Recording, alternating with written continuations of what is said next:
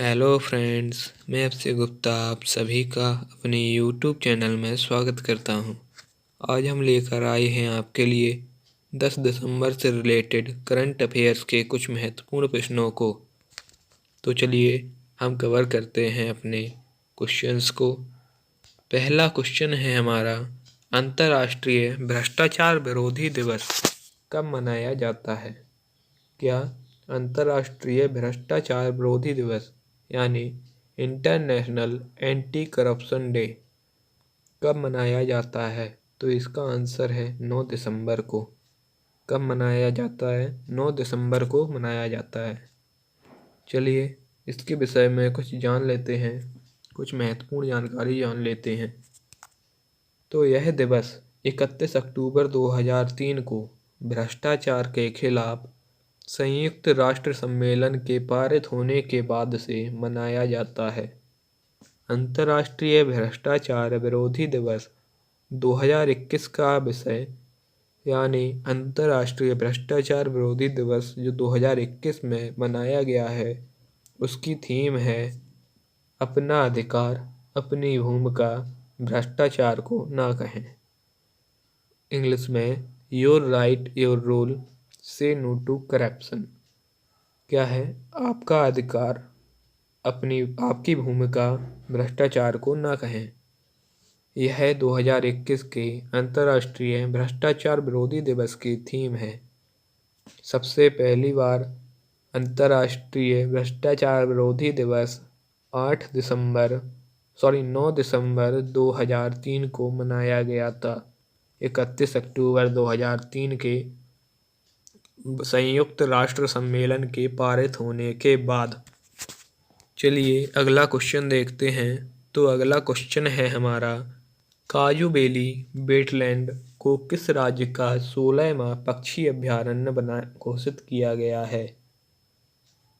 तो ये पक्षी अभयारण्य है 16वां है। काजू बेली वेटलैंड किस राज्य में है? जो काजू बेली वेटलैंड अभयारण्य है वो किस राज्य में स्थित है?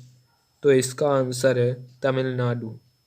तमिलनाडु में कहाँ है? तो तमिलनाडु में विल्लुपुरम जिले में स्थित है।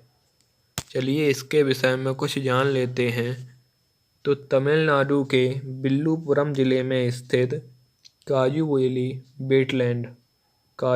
वेटलैंड को पर्यावरण, वन और जलवायु परिवर्तन मंत्री, तो कौन है केंद्रीय पर्यावरण, वन और जलवायु परिवर्तन मंत्री? इनका नाम है श्री भूपेंद्र यादव। कौन है? भूपेंद्र यादव। और वन सचिव सुप्रिया साहू। कौन है? सुप्रिया साहू को 16वां पक्षी अभयारण्य घोषित किया है तमिलनाडु के विल्लुपुरम में स्थित काजू बेली वेटलैंड को। तो किसने घोषित किया है? पर्यावरण, वन और जलवायु परिवर्तन मंत्री श्री भूपेंद्र यादव और वन सचिव सुप्रिया साहू ने। यह घोषणा वन्य जीव संरक्षण अधिनियम 1972 में एक अधिनियम आया था, वन्य जीव संरक्षण अधिनियम, जिसे 2002 में जिसमें परिवर्तन किया गया था और इसमें कठोर दंड की भी व्यवस्था की गई थी। तो क्या था वन्य जीव संरक्षण अधिनियम? तो इस अधिनियम में व्यवस्था की गई थी कि जो वन्य जीवों का शिकार होता है उसे कम किया जाए, खत्म किया जाए उसे, तथा जो उनका के मांस हड्डियों की स्मगलिंग होती है उसे बंद किया जाए। तो 1972 में यह अधिनियम लाया गया था, लेकिन 2002 में इसमें परिवर्तन करके इसमें और अधिक अधिकार तथा और अधिक कानूनों को जोड़ा गया। तो यह घोषणा जो काजू बेली वेटलैंड को पक्षी अभयारण्य घोषित करने की घोषणा की गई है, वो वन्यजीव संरक्षण अधिनियम 1972 की धारा 18 की उपधारा 1 के तहत की गई है। पुलिकट झील जो दक्षिण भारत की सबसे बड़ी खारे पानी की झील है वो है पुलिकट झील। और उसके बाद दूसरे नंबर पे है काजू वैली वेटलैंड? कौन सी है काजू वैली वेटलैंड? चलिए इसके आगे कुछ पढ़ लेते हैं। अगला क्वेश्चन है हमारा, हाल ही में किस आयोग के द्वारा ई सवारी इंडिया इलेक्ट्रिक बस गठबंधन लॉन्च किया है? तो हाल ही में किस आयोग द्वारा ई सवारी इंडिया इलेक्ट्रिक गठबंधन लॉन्च किया गया है? तो इसका आंसर है नीति आयोग। क्या है? नीति आयोग। नीति आयोग द्वारा ई सवारी इलेक्ट्रिक बस गठबंधन लॉन्च किया गया है। नीति आयोग एक शॉर्ट फॉर्म है, इसकी फुल फॉर्म होती है national institution of transforming India, अर्थात यह नीति आयोग का फुल फॉर्म होता है। नीति आयोग का गठन 1 जनवरी 2015 में किया गया था। कब? 1 जनवरी 2015 को। इससे पहले नीति आयोग का नाम योजना आयोग था, जिसे 15 अगस्त 2014 में समाप्त कर दिया गया था। उसका नाम बदलकर 1 जनवरी 2015 को नीति आयोग रखा गया। इसी नीति आयोग द्वारा ही ई सवारी इंडिया इलेक्ट्रिक गठबंधन लॉन्च किया गया है। कुछ समझ लेते हैं वर्ल्ड रेस्क्यू रिसोर्सेस इंस्टीट्यूट के विषय में, WRI इंडिया के विषय में। तो विश्व संसाधन संस्थान भारत के CEO हैं OP अग्रवाल जी। इसकी स्थापना 2011 में की गई थी तथा इसका मुख्यालय मुंबई, महाराष्ट्र में स्थित है। चलिए अगले क्वेश्चन की ओर बढ़ते हैं। तो अगला क्वेश्चन है हमारा, FM finance minister Nirmala Sitharaman Forbes की 2021 दुनिया की 100 सबसे शक्तिशाली महिलाओं में से कौन से स्थान पर हैं? तो जो फोर्ब्स है वो एक अमेरिकी साप्ताहिक पत्रिका है। यही सूचकांक बनाती है, जिसमें जो निर्मला सीतारमण जी हैं वो दुनिया की 100 सबसे शक्तिशाली महिलाओं में से 37वें स्थान पर हैं। किस स्थान पर है? 37वें स्थान पर हैं। चलिए इसके विषय में कुछ जान लेते हैं। तो जो भारत की निर्मला सीतारमण हैं, वित्त मंत्री निर्मला सीतारमण हैं, वो फोर्ब्स दुनिया की 100 सबसे शक्तिशाली महिलाओं की 2021 की सूची में 37वें स्थान पर हैं। फोर्ब्स की दुनिया की 100 सबसे शक्तिशाली महिलाओं की सूची में 18वें संस्करण में स्थान दिया है। भारत की 7वीं महिला अरबपति और सबसे धनी स्वनिर्मित अरबपति फाल्गुनी नायर, संस्थापक और CEO नायका, सूची में 88 स्थान पर है। जो भारत की 7वीं महिला अरबपति हैं और सबसे धनी स्वनिर्मित अरबपति हैं फाल्गुनी नायर, वो सूची में 88वें स्थान पर हैं। और जो निर्मला सीतारमण जी हैं वो 37वें स्थान पर हैं। चलिए आगे बढ़ते हैं। तो अगला क्वेश्चन है हमारा, भारतीय बैडमिंटन खिलाड़ी PV सिंधु ने BWF यानी बैडमिंटन वर्ल्ड फेडरेशन के वर्ल्ड टूर फाइनल्स 2021 में कौन सा पदक जीता है? तो जो भारतीय बैडमिंटन खिलाड़ी PV सिंधु जी हैं, उन्होंने BWF वर्ल्ड टूर फाइनल्स 2021 में रजत पदक जीता है। कौन सा पदक जीता है? तो रजत पदक जीता है।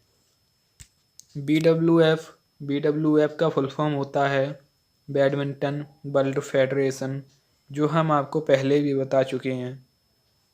BWF की स्थापना सन 1934 में हुई थी तथा इसका मुख्यालय कुआलालंपुर, मलेशिया में स्थित है। इसके अध्यक्ष हैं पॉल एरिक हॉयर लार्सन। चलिए आगे बढ़ते हैं। तो अगला इसके विषय में कुछ जान लेते हैं। तो भारतीय शटलर और 2 बार की ओलंपिक पदक विजेता पीवी सिंधु दुनिया की 7 नंबर ने 2021 badminton world federation world tour finals में रजत पदक जीता।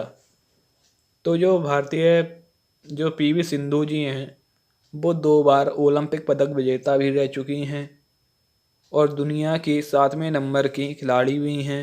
उन्होंने BWF वर्ल्ड टूर फाइनल्स में रजत पदक जीता है, जिसे आधिकारिक तौर पर HSBC BWF world tour final 2021 के रूप में भी जाना जाता है। चलिए आगे बढ़ते हैं। तो अगला क्वेश्चन है हमारा, फिच रेटिंग्स ने भारत की 5 ईयर 2022 GDP ग्रोथ फोरकास्ट को घटाकर कितने प्रतिशत कर दिया है। तो जो फिच रेटिंग्स हैं उसने भारत की 5 ईयर 2022 GDP ग्रोथ फोरकास्ट को घटाकर 8.4% कर दिया है। कितना? 8.4% कर दिया है। तो चलिए इसके विषय में कुछ जान लेते हैं। फिच रेटिंग्स क्या है इसके विषय में कुछ जान लेते हैं। तो फिच रेटिंग्स ने वित्त वर्ष 2021-22 में भारत के आर्थिक विकास के अनुमान को घटाकर 8.5% कर दिया है। जो फिच रेटिंग्स है इसके अध्यक्ष हैं इयान लिनेल। कौन है? इयान लिनेल। तथा इसका मुख्यालय न्यूयॉर्क संयुक्त राज्य अमेरिका में है। कहाँ है? USA में है फिच रेटिंग्स का मुख्यालय, न्यूयॉर्क में। चलिए आगे बढ़ते हैं। तो अगला क्वेश्चन है हमारा, Lowy Institute Asia Power Index. क्या? Lowy Institute Asia Power Index 2021 के भारत किस स्थान पर है? जो Lowy Institute Asia Power Index है उसमें भारत किस स्थान पर है? तो भारत है चौथे स्थान पर। किस स्थान पर? तो भारत चौथे स्थान पर है। चलिए इसके विषय में कुछ जान लेते हैं। तो चलिए आगे बढ़ते हैं। तो जो Lowy Institute Asia Power Index है वो क्या है? तो यह सैनिक क्षमता, रक्षा नेटवर्क, आर्थिक, कूटनीतिक और सांस्कृतिक प्रभाव, आंतरिक शक्ति और भावी संसाधनों का अनुमान लगाते हुए प्रभाव सूचकांक दर्शाते हैं। तो जो लोबी इंस्टीट्यूट है वह एक ऐसा इंस्टीट्यूट है जो देशों की शक्ति के मामले में उनका एक सूचकांक तैयार करता है, उन्हें विभाजित करता है। तो lobby Institute Asia Power Index 2021 के अनुसार भारत को एशिया प्रांत क्षेत्र में व्यापक शक्ति के मामले में 26 देशों में 100 में से 37.7 के समग्र स्कोर के साथ चौथा सबसे शक्तिशाली देश माना गया है। तो जो Lowy Institute Asia Power Index है वो सैनिक क्षमता देखता है, रक्षा नेटवर्क का अवलोकन करता है, आर्थिक, कूटनीतिक और सांस्कृतिक प्रभाव का अध्ययन करता है, आंतरिक शक्ति का अध्ययन करता है, भावी संसाधनों का अनुमान लगाता है। इन्हीं के आधार पर एक सूचकांक तैयार करता है जिनमें भारत चौथा सबसे शक्तिशाली देश माना गया है। पहला है USA संयुक्त राज्य अमेरिका, दूसरा है चीन, तीसरा है जापान तथा चौथा है भारत। कौन सा है? चौथा भारत है। लोबी इंस्टीट्यूट बोर्ड के अध्यक्ष हैं फ्रैंक लोबी एसी। कौन है? Frank lobby AC. तथा इसका मुख्यालय सिडनी ऑस्ट्रेलिया में है। कहाँ है? सिडनी ऑस्ट्रेलिया में। तो लोबी इंस्टीट्यूट बोर्ड के अध्यक्ष हैं फ्रैंक लोबी एसी। इसका मुख्यालय सिडनी ऑस्ट्रेलिया में है। पहले स्थान पर है संयुक्त राज्य अमेरिका, दूसरे पर चीन, तीसरे पर जापान तथा चौथे पर भारत। चलिए अगले क्वेश्चन की ओर बढ़ते हैं। तो अगला क्वेश्चन है हमारा, किस संस्थान के वैज्ञानिक रूपेश गोयल ने यंग जियो स्पेशियल साइंटिस्ट पुरस्कार जीता है? तो इसमें पूछा गया है कि जो रूपेश गोयल हैं वो किस IIT संस्थान से संबंधित हैं। तो जो रूपेश गोयल हैं वो आईआईटी कानपुर से संबंधित हैं। किससे? आईआईटी कानपुर के एक वैज्ञानिक हैं जिन्होंने यंग जियो स्पेशियल साइंटिस्ट पुरस्कार जीता है। तो चलिए इनके विषय में कुछ जान लेते हैं।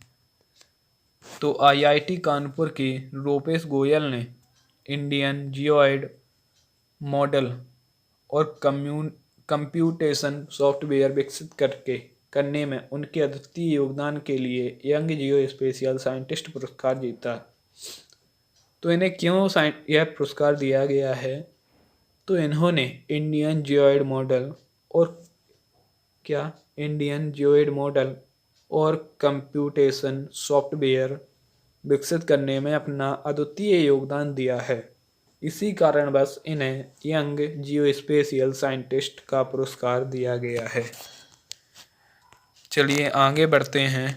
तो अगला क्वेश्चन है हमारा, विश्व असमानता रिपोर्ट शीर्षक से अपनी रिपोर्ट किस देश ने प्रकाशित की है?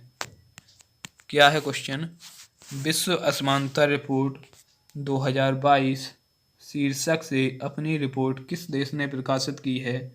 तो इसका आंसर है फ्रांस।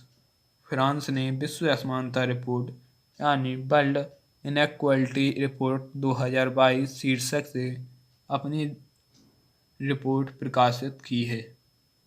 किसने? फ्रांस देश ने। तो चलिए इसके विषय में कुछ जान लेते हैं।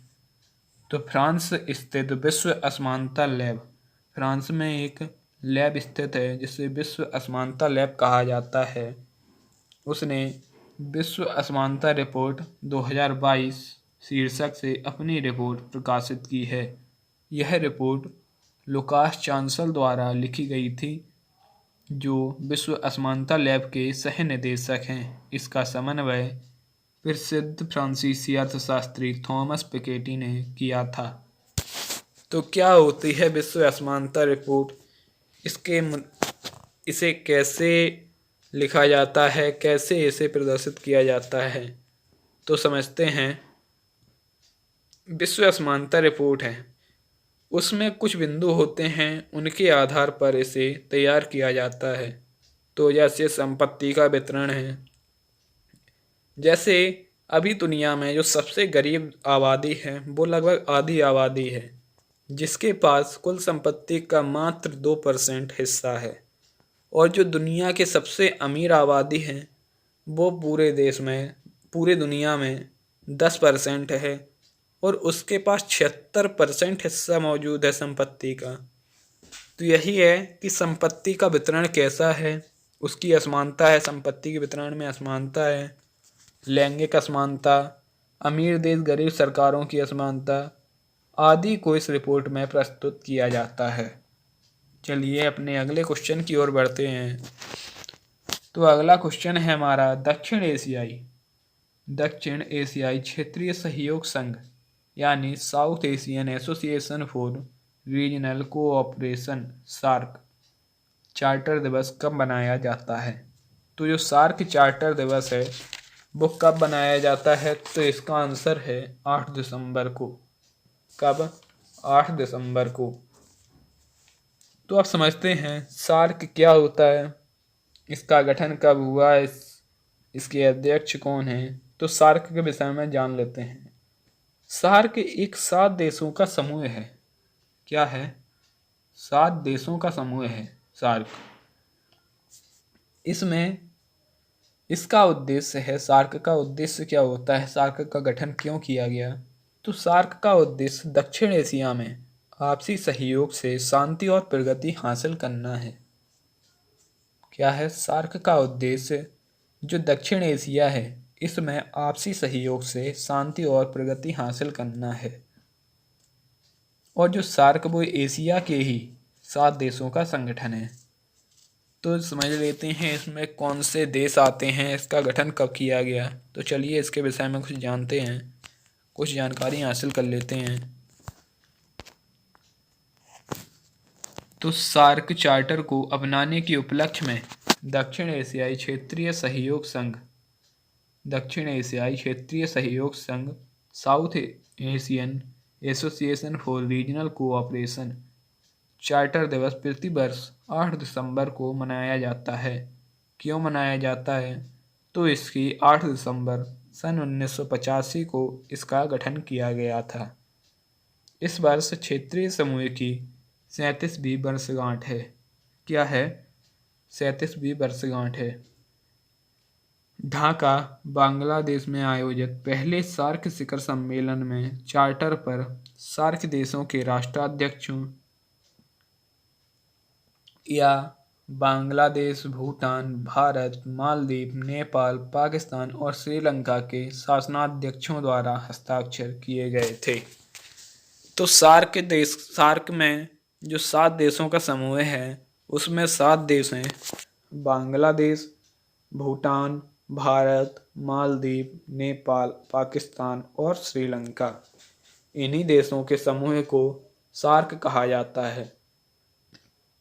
इसका गठन क्यों किया गया था? तो इसका गठन किया गया था दक्षिण एशिया में आपसी सहयोग से शांति और प्रगति हासिल करने के लिए। सार्क की अध्यक्षता कौन करता है? तो सार्क की अध्यक्षता करता है नेपाल। वहीं पर सार्क का सचिवालय स्थित है। नेपाल की राजधानी काठमांडू में सार्क का सचिवालय स्थित है। सार्क के जो महासचिव हैं वो हैं एसाला रूबान वीराकून। कौन है? एसाला रूबान वीराकून, जो कि श्रीलंका के हैं। इसी के साथ आज की वीडियो हमारी समाप्त होती है। अगर वीडियो पसंद आई हो तो प्लीज़ लाइक करें, शेयर करें और कमेंट करना ना भूलें।